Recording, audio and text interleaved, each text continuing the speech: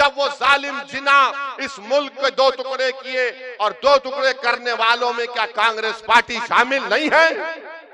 बिल्कुल है।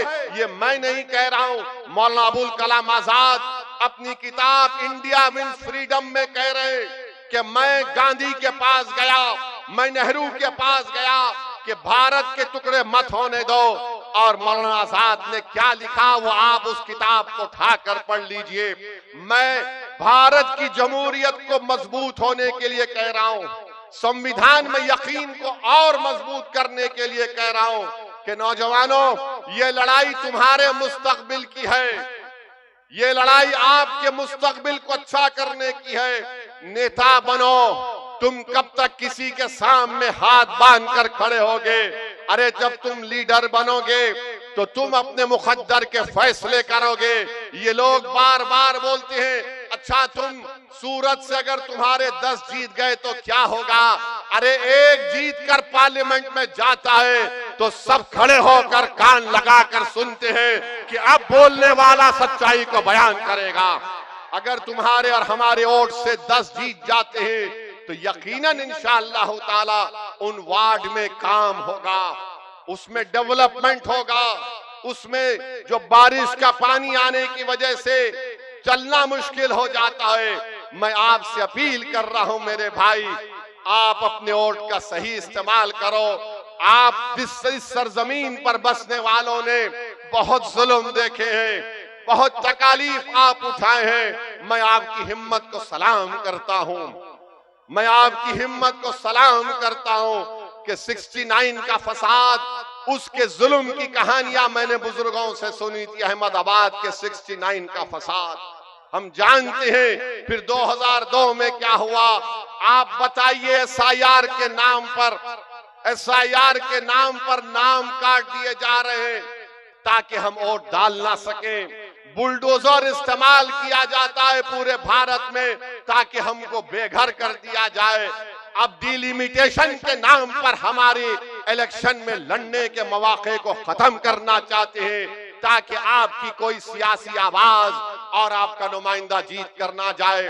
मेरे भाई, इन साजिशों को समझो, इन मंसूबों, इन नापाक मंसूबों को अगर नाकाम करना है तो सूरत की आवाम, मेरी इज्जतदार माँ और बहनों, मेरे बुजुर्गों, मैं ये बात खुलकर कह रहा हूँ कि असदुद्दीन ओवैसी में बहुत से ऐब है। मैं कोई फरिश्ता होने का दावा तो नहीं कर रहा हूँ, मगर एक बात का यकीन दिला के जा रहा हूँ, जब तक परवरदिगार आलम मुझे जिंदा रखेगा मैं आपके हुकूक की लड़ाई लड़ता रहूंगा। मैं हर उस तूफान के आगे सीना तान कर खड़ा हो जाऊंगा। मैं तूफानों से डरने वालों का नाम मजलिस इत्तेहादुल मुस्लिमीन नहीं है। आसमान से बारिश गिरेगा तो हम अपने पैंचे उठाकर भागने वाले नहीं हैं। जालिमों की सफों को देखेंगे तो पीठ नहीं दिखाएंगे, सीना तान कर जमहूरियत के दायरे में ठहर कर उनसे मुकाबला करेंगे। याद रखो, अब डरने का वक्त नहीं है, अब ये वक्त उठने का है और अपने वोट को अपनी पार्टी के लिए इस्तेमाल करने का है। मेरे अजीज दोस्तों और बुजुर्गों, मुत्तहिद रहो, अपने वोट का इस्तेमाल करो और याद रखो ये जो सेकुलरिज्म का दावे करते हैं सबसे बड़े दुश्मन यही लोग हैं, सबसे बड़े दुश्मन यही लोग हैं। अगर ये अच्छे होते तो क्या 3 मर्तबा मोदी वजीर आजम बनते देश के? इनकी गलतियों की वजह से, इनकी नाहलियों की वजह से 3 मर्तबा बीजेपी और मोदी देश के वजीर आजम बन गए। और इल्जाम किस पे लगाते? नहीं, वो हैदराबाद का ओवैसी है। मैं 4 पार्लियामेंट की सीट पर लड़ा हूं, कांग्रेस पार्टी 500 सीट पर लड़ती है। उत्तर प्रदेश में समाजवादी पार्टी करीब 65-70 पर लड़ती है, बिहार में राजद लड़ती है, महाराष्ट्र में शिवसेना लड़ती है। तुम हार जाते, गुस्सा किस पर निकालते? असदुद्दीन ओवैसी पर, क्योंकि मैं मुसलमान हूं, क्योंकि मैं मुसलमान हूं, गुस्सा मुझ पर निकालते। एक इम्तियाज जलील था महाराष्ट्र का MP, सब मिलकर इम्तियाज जलील को हराए। जब तुम्हारा सेकुलरिज्म तुमको नजर नहीं आया, मेरे अजीज दोस्तों और बुजुर्गों, हमको डराया जाता है, वोट नहीं डालेंगे तो बीजेपी आ जाएगा। ये बचपन में कभी माँ अपने बच्चों को सुलाने के लिए कहती थी कि जल्दी सो जाओ वरना फुला आ जाएंगे। अब ओवैसी कह रहा है कि सोना नहीं, कौन आता देखेंगे, देखकर मुकाबला करेंगे। हमको सुलाया गया ये कहानियां सुना सुना कर कि वोट नहीं डाले तो वोट जीत जाएगा। अरे हम तो 70 साल से हमारे दादा परदादा तुमको ही वोट डाल रहे, मगर नुकसान हमारा हुआ। मेरी मस्जिद शहीद हो गई, मेरी बेटियों की अस्मत रेजी की गई, बेघर मैं हो गया, गोलियां मेरे बच्चों के सीने पर दाग दी गई, स्कूल मेरे बच्चों को नहीं मिला, कॉलेज मेरी बेटियों को नहीं मिला, और तुम आज आकर कहते हो कि वोट नहीं डालेंगे तो वोट जीत जाएंगे। अरे कब तक डालना हम बताओ? एक नस्ल, 2 नस्ल, 4 नस्ल वोट डाल चुकी हैं, मगर तुम कुछ करते ही नहीं। हमारा हाल ये बना कर रख दिए। बुरा मत मानिए, सच्चाई को बयान कर रहा हूं। जो हमारे भाई बहन वो नाम निहाद सेकुलर पार्टी में है, उनका काम सिर्फ इतना है कि रमजान है तो इफ्तार की दावत करो, हम 13 घंटे का रोजा रखते, उसको बुला के मुंह में खजूर पहले डालते और बाद में हम अपने मुंह में डालते। ये कौन सा मामला है? कब तक चलेगा ये? फिरका परस्ती को खत्म करना सिर्फ मेरी जिम्मेदारी नहीं, जहर को खत्म करना सिर्फ मेरी जिम्मेदारी थोड़ी है। कोई सब खामोश तमाशाई बनकर बैठे हैं। जिस दिन आपका नेता पैदा होगा, आपके हुकूक आपको मिलेंगे। पार्लियामेंट में 2 दिन पहले महिला रिजर्वेशन और डिलिमिटेशन का कानून लाया गया। सबकी तकरीरें उठाकर देख लो और देखो किसने उठकर कहा था कि अगर ये डिलिमिटेशन होगा तो किसने कहा था कि भारत में 18 करोड़ मुसलमान रहते हैं और 18 करोड़ के सिर्फ 4% मुसलमान भारत की सबसे बड़ी पंचायत में जाते हैं। किसने कहा था कि अगर जो भारत से मोहब्बत करते हैं वो मुसलमानों की नुमाइंदगी को रोकना नहीं चाहिए? कोई नहीं कहा सिवाय मजलिस इत्तेहाद और मुस्लिमीन के। मेरे अजीज दोस्तों और बुजुर्गों, मैं आपसे अपील कर रहा हूं कि 26 तारीख के दिन अपने के वोट का सही इस्तेमाल करिए। और पार्लियामेंट में बीजेपी के पास तादाद नहीं थी, 2/3 नंबर नहीं आया, तो कल रात में 8 बजे नरेंद्र मोदी टीवी पर आ गए।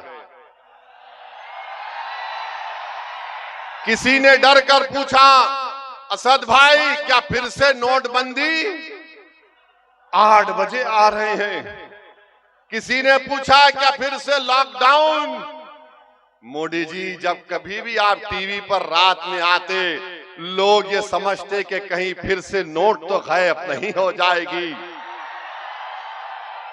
कहीं फिर से 2 घंटे में लॉकडाउन तो नहीं हो जाएगा। तो भारत के प्रधानमंत्री ने क्या कहा कि अपोजिशन ने महिला आरक्षण को पास नहीं करके भ्रूण हत्या की। मोदी जी, हम आपको याद दिला रहे हैं, पूरे गुजरात में सबसे ज्यादा भ्रूण हत्या अगर कहीं होती है तो सूरत में होती है, सूरत जिले में होती है।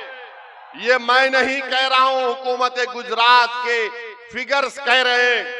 835 बेटियां बच्चियां पैदा होती हैं 1000 बच्चों पर। मोदी जी, कभी गुजरात से भी तो मोहब्बत कर लो, कभी सूरत से तो मोहब्बत कर लो। और पूरे भारत में अगर 1000 बच्चे पैदा होते, 980 या 990 बच्चियां पैदा होती हैं। बात जगह पर 1000 बेटियां और 1000 बच्चे पैदा होते हो, समाज का नाम क्या है बोलो? वो समाज का नाम क्या है बोलो? बोलो। 1000 बच्चे पैदा हुए तो 990 या 990 के ऊपर पैदा होते बेटियों, समाज का नाम मुसलमान है। बराबर पैदा होते हैं बेटी और बच्चे, और ये हमको सिखाते तुम बच्चियों पे जुल्म करते हैं। अरे जालिमों, जब एक औलाद किसी के माँ के कोख में रहती है तो हमारा मानना यह है कि अल्लाह की तरफ से है।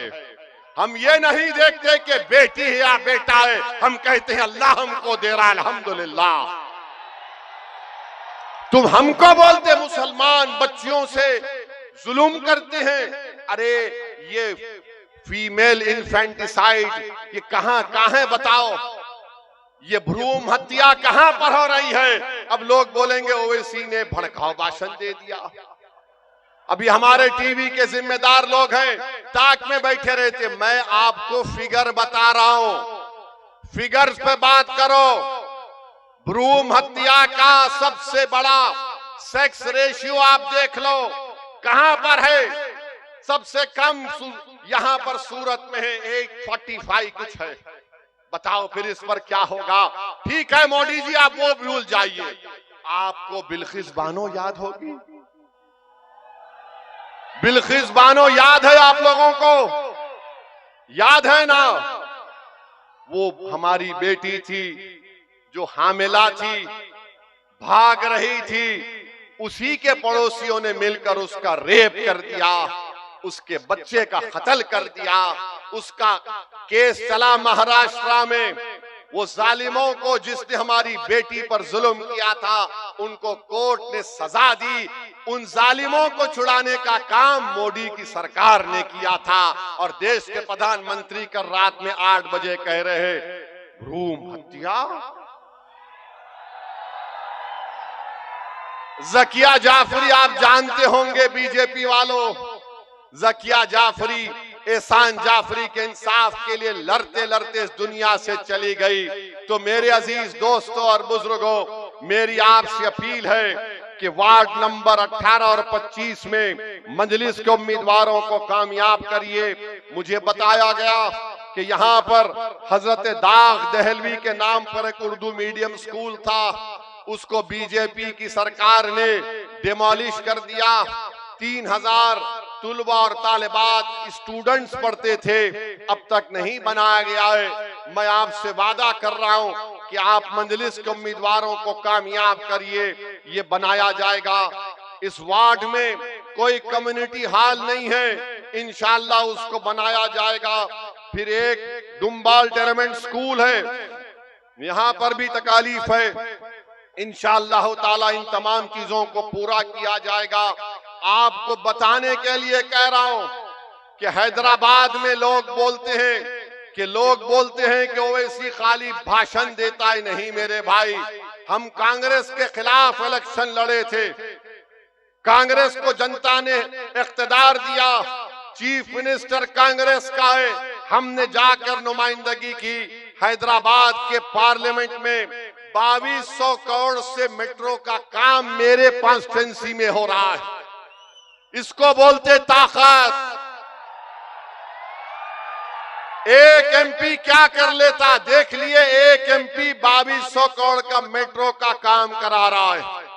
एक एमपी 500 करोड़ का रोड वाइडनिंग का काम करा रहा है। एक एमपी एक विधानसभा में 290 करोड़ का सीवरेज लाइन का काम हो रहा है। इसको बोलते ताकत का इस्तेमाल। और जो लोग समझते कि मजलिस सिर्फ भड़काऊ भाषण देती है, अरे हम तकरीर भी करते हैं और जमीन पर पसीना बहाकर काम भी करते हैं।